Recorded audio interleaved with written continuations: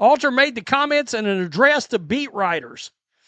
Quote, he has demonstrated to us unequivocally that he has the potential to be a threat.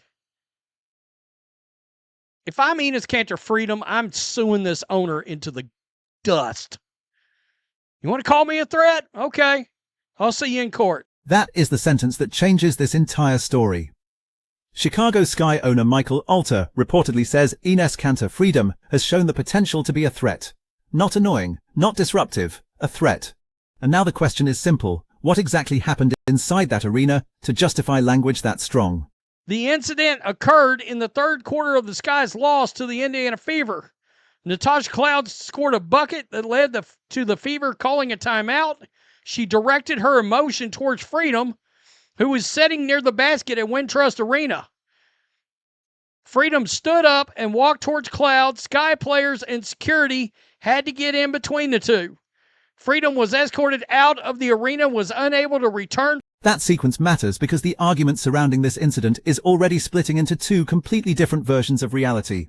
According to the account presented here, Natasha Cloud scores, Indiana calls timeout, Cloud directs her emotion toward Freedom near the basket. Freedom stands and moves toward her, and security separates them before Freedom is escorted out. That does not automatically tell us who was right. It does not tell us everything that was said. And unless more complete video or additional verified eyewitness accounts emerge, anybody pretending they know every word exchanged is getting ahead of the evidence. But it does give us the first question the Sky eventually have to answer clearly. Was Freedom removed because of something specific that he said or did, or because officials believed the confrontation itself was escalating? Those are very different standards. An arena absolutely has an obligation to protect players. Players should not have to wonder whether somebody sitting nearby is about to cross a boundary. At the same time, if a spectator is going to be permanently barred and publicly described in terms suggesting a safety concern, people are going to ask for the conduct behind that decision. And there is another layer coming, because Freedom did not respond by backing away from the controversy. He did almost the opposite. He publicly offered the league a meeting, proposed a very unusual moderator, and turned what could have remained one ugly courtside incident into a much larger argument about the WNBA itself. Cloud didn't speak at the Sky's post-game media availability. She fired off a message on Threads in support of the transgender community. Quote, to every trans kid in person, they just can't leave kids alone. You are a part of my community and my tribe. You belong. You're loved. You're seen. You're perfect as you are. You will always be protected by me. There she is right there, looking crazy as hell. Cloud's message appeared to be a swipe at Freedom, who announced his intention to compete in the WNBA. Now the story moves beyond one confrontation. Cloud did not address the incident during the post-game media availability described in the source. Instead, she posted a public message expressing support for transgender people. The commentary interprets that as connected to Freedom's recent public statements about wanting to compete in the WNBA. That connection should be described carefully because motive is not something we can simply invent. Cloud's post is public, Freedom's position is public. But unless Cloud explicitly says every part of that message was directed at him, there is still a difference between what we can see and what people are inferring.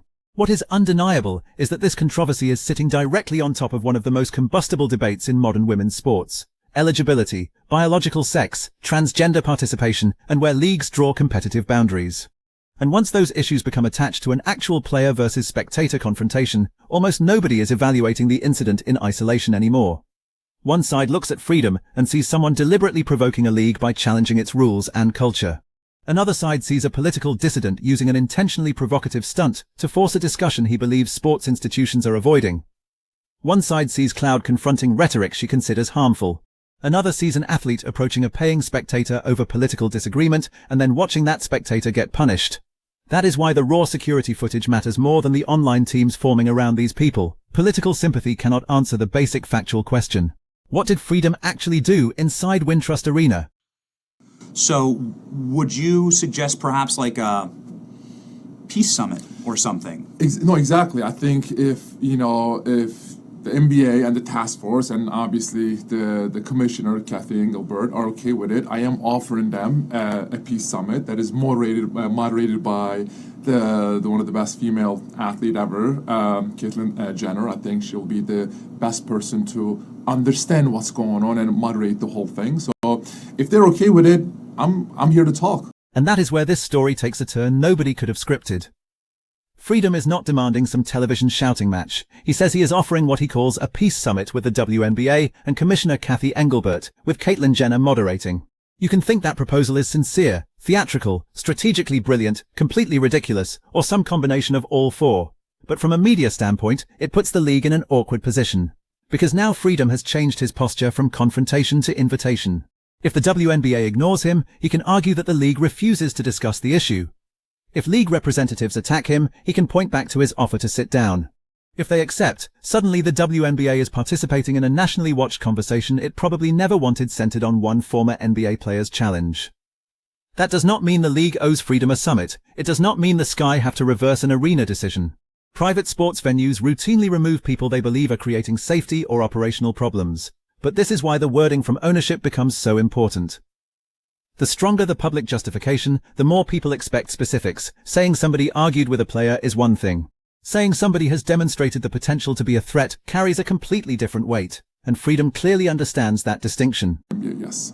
So this is breaking news. So we have a peace deal offer moderated by Caitlyn Jenner. I actually have a conversation with her last night. She said, "Listen, I love what you're doing. Just whatever you're doing, just count me in. I will do anything to help it." I was like, "Listen, we might offer them a peace summit. Would you be okay to moderate it?" She said, "I'm in." How can you say no to that? How can you say exactly. There is the second major development. According to Freedom, Jenner has already told him she would participate. That means this is no longer just a hypothetical name he threw onto a podcast. He claims he spoke with her, floated the idea of moderating, and received a yes. Think about how strange this situation has become. It begins during the third quarter of a Chicago Sky game. It spills onto social media. An arena ban is reported. The team owner publicly explains his reasoning. Then a former NBA player appears on a political podcast, proposing a summit involving the WNBA commissioner and one of the most famous transgender athletes in American public life. The basketball game itself has almost disappeared from the story, and that should tell you what the real stakes have become. This is now about institutional control. Who decides what behavior crosses the line? How much latitude do players have when responding to spectators? How much latitude do provocative spectators have when expressing political messages? At what point does security intervention become a punishment? And when a team chooses to exclude somebody from its building, how transparent does it need to be about why? There is no universal rule saying a professional sports team must debate every banned spectator publicly. But once ownership publicly uses language like the quote attributed to Alter, the decision stops looking like routine crowd management. Now people want receipts, not political speeches, not memes, not edited clips selected by either camp. The specific conduct. I'm a peacemaker. I don't want to cause I don't want to cause no troubles.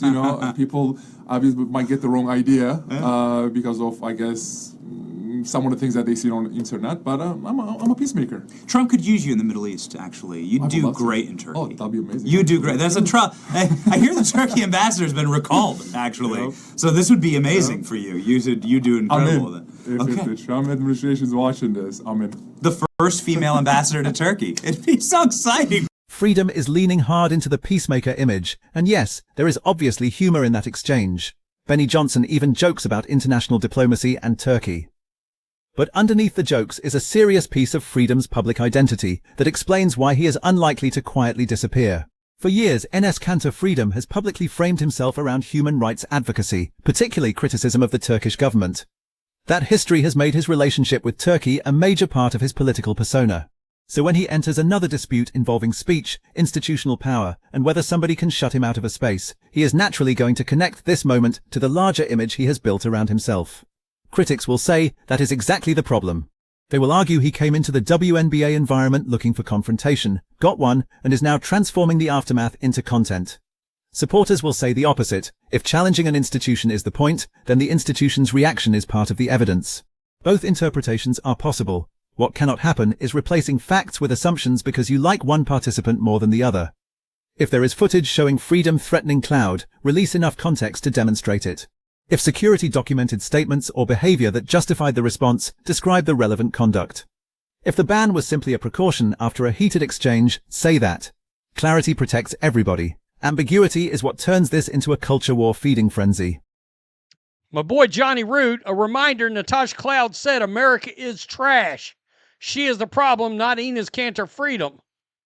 Right here, our country is trash in so many ways, And instead of using our resources to make it better, we continue to oppress marginalized groups that we have targeted since the beginning of times. And now we reach another reason the temperature around this has become so high. Cloud has previously made extremely critical comments about the United States. In the quote replayed here, she says the country is trash in so many ways, while discussing what she describes as the oppression of marginalized groups. People are absolutely entitled to criticize that statement. They are also entitled to agree with the broader point she was trying to make. Political speech does not become illegitimate merely because it makes an audience angry. But there is a fascinating consistency test here. If we believe Cloud deserves room to make provocative political statements because athletes are citizens with voices outside basketball, then the same general principle of expression cannot magically disappear when somebody on the other side says something provocative. That still does not give a spectator permission to harass a player, and it does not give a player permission to do anything she wants to a spectator. That distinction is the entire issue. Speech is one category, conduct is another. A league can have security standards without establishing ideological standards. A team can remove someone because of behavior without implying that unpopular political opinions themselves make someone dangerous. That is precisely why the word threat needs to be tied to conduct rather than ideology. Otherwise, every future political dispute inside an arena becomes a guessing game. Was this person removed because security thought something physical might happen, because an argument became disruptive, because a player complained, or because the message on a shirt or sign offended somebody? Professional leagues do not want that uncertainty, and fans should not want it either. Time for him to sue. He broke no rules. Wow. What rule, dude, did he break? What made him a threat? Your player approached him over a shirt. Wow. Unbelievable.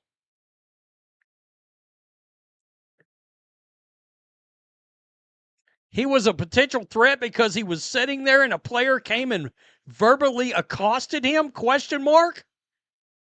What did he actually do? Please be specific. That reaction may be emotionally charged, but buried inside it is probably the strongest question in the entire video. What rule was broken? That is the part that should matter even if you dislike Freedom. Forget whether you approve of his politics. Forget whether you approve of Cloud's politics. Forget Jenner. Forget social media. Sports venues operate with codes of conduct. Threatening language can violate them. Harassment can violate them. Entering restricted areas can violate them. Refusing security instructions can violate them. Fighting obviously can violate them. So identify the violation. Maybe there is information the public has not seen. That is entirely possible. Arena security personnel may have had a closer view than any cell phone camera. Team officials may possess reports unavailable to commentators online. If that information exists, then criticism of the decision could change dramatically once it becomes known. But based only on the sequence presented in this transcript, the viewer is left with an incomplete picture. A player directs emotion toward Freedom. He stands and moves toward her, others intervene, security escorts him out, and later ownership reportedly bans him. The missing piece is the threshold. What moved this from heated confrontation to potential threat? That is the payoff people have been waiting for, because this controversy is not really about whether an owner has the power to ban somebody. Of course, teams possess broad authority over access to their venues. The controversy is whether the explanation matches the visible behavior. That is a much harder question. Did Enes Kanter do to get banned from the arena? What did he do? Can we get some specifics? Can we get multiple eyewitnesses saying that he came across as a threat? Or did Natasha Cloud simply not like him being there? Is that what we're really getting to? Now we're going to just ban fans that when we see them, in an arena, well, I don't like him or them or they or she or he or shiznit, whatever. We want them banned just because we don't want to see them there. And this is where the precedent becomes bigger than Enes Kanter Freedom. Imagine this standard applied broadly across professional sports. A player recognizes somebody courtside whose politics she despises. Words are exchanged, security gets between them, the spectator is removed. Later that person is prohibited from returning. If the removal followed threatening behavior, most reasonable fans will support it. But if the trigger was merely that a player strongly objected to the person's message, that creates a completely different problem. Because arenas are full of people athletes dislike. Fans heckle, fans boo, fans wear political shirts, fans support rival players, fans criticize coaches. Some cross the line, and when they do, security should act quickly. The legitimacy of that system depends on the line being behavior-based and applied consistently.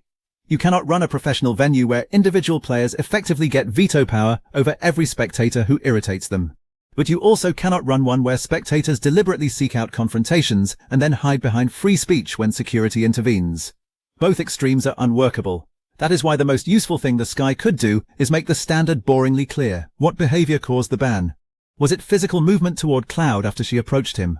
Was there language not captured in the clips circulating publicly? Did Freedom ignore an instruction? Did security assess an immediate risk? Was there a prior warning connected to his presence? Specificity would drain a lot of oxygen from this story. Instead, broad language leaves everybody free to insert their own political theory. And once that happens, the WNBA is no longer managing an incident, it is managing a symbol. What is going on in this league? The WNBA is a complete joke. There's nothing serious about this league. It's unbelievable. Unbelievable. Notice something. I want everybody to pay attention. Outside of Sophie Cunningham, nobody seems to care about women's sports in the WNBA. No. The commentary then turns the entire controversy into an indictment of the WNBA, and this is where I think the discussion needs more precision. It is easy to say the whole league is a joke because one situation looks chaotic. It is harder to separate three different things happening at once. First, there is the basketball product. That should be evaluated on games, players, competition, attendance, ratings, business growth, and whether fans enjoy watching. Second, there is league governance. That includes discipline, security, messaging, rules, and whether standards are enforced consistently. Third, there is the political culture surrounding the league, where players, commentators, fans, and activists increasingly treat every disagreement as evidence about something much larger than basketball. Those categories constantly collide, and the WNBA has a special challenge because its recent growth has brought in huge numbers of casual viewers who are not familiar with the league's existing culture. When those fans see controversies dominating the conversation, they start judging the institution through moments like this. That puts more pressure on leadership to communicate clearly. Not because the league should surrender to every angry commentator, it should not, because inconsistency is expensive. A rapidly growing sports property needs viewers to trust that stars and role players are judged by the same basketball rules, that spectators are judged by the same conduct rules, and that political disagreements do not silently rewrite either standard. Every ambiguous controversy chips at that confidence. And if Cathy Engelbert ever does address Freedom's proposed meeting, that is the real issue worth answering. Not whether she likes him, not whether players like him. What standard does the league want fans to believe governs this situation? Exactly. I think if the NBA and the task force and obviously the Commissioner Cathy Engelbert are okay with it, I am offering them a peace summit that is moderated by the one of the best female athlete ever, Caitlyn Jenner. I think she'll be the best person to understand what's going on and moderate the whole thing. So if they're okay with it, I'm here to talk. I'm not a difficult person to sit down or have some kind of deal with or talk to. So I am offering a peace deal to WNBA. Now go back and listen to Freedom's offer again with that context.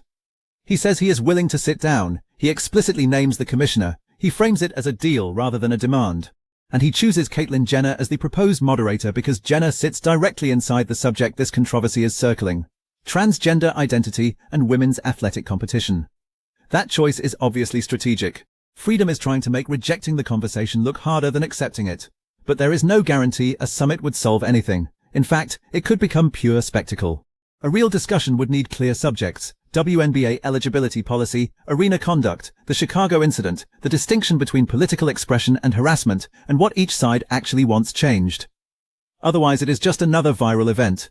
The WNBA also has every right to conclude that engaging him would reward provocation and create incentives for more people to manufacture confrontations around games.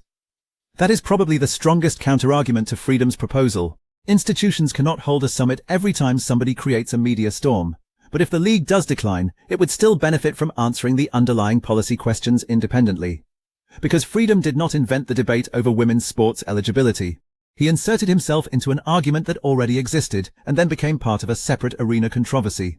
Ignoring him does not make those issues disappear, and banning him from one building certainly does not end the conversation. If anything, it has made him more central to it. Nobody seems to care about women's sports in a women's professional basketball league.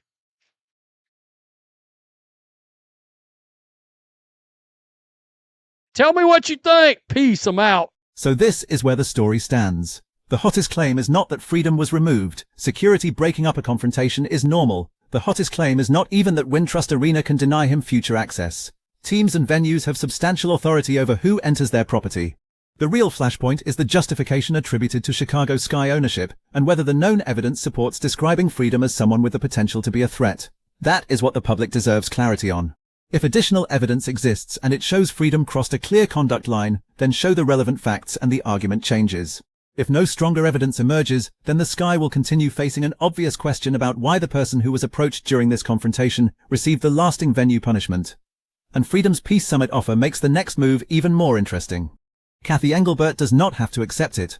Caitlyn Jenner does not have to become the moderator of anything. Natasha Cloud does not owe Freedom a political debate. But the WNBA cannot prevent people from asking what standard was applied. That is the choice I want you to make in the comments. Do you think the Sky were justified in banning Enes Kanter Freedom as a legitimate safety decision, even if the public has not seen every detail security officials may have seen? Or do you think the available account makes the punishment look excessive and that the organization now needs to produce a much more specific explanation? Pick one.